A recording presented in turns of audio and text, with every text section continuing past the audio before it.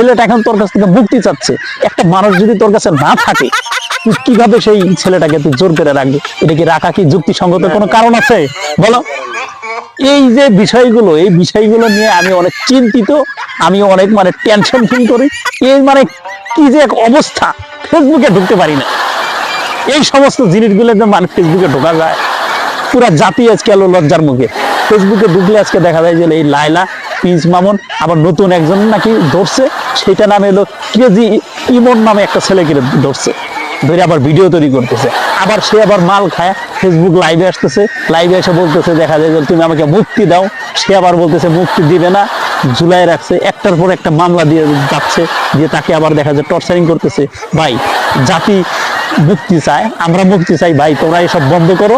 তোমরা ভালো কিছু ভিডিও তৈরি করো, যে যার যার মতো ভিডিও তৈরি করো, তোমাদের নিজের ওয়েটটা তোমরা ধরে রাখো, ঠিক আছে? এসব তোমরা এই কি করতেছো না করতেছো এসব নিয়ে তোমরা অনলাইনে আর মানে প্যারা দিও না আমাদের। তোমরা একটু নিজে একটু ভালো থাকার চেষ্টা করো, জাতিটাকে আজকে বাঁচাও, জাতিগুলো আজকে ভালোভাবে যেন চলতে পারে, ভালো কিছু যেন দেখতে পারে, সেই ব্যবস্থা তোমরা করো।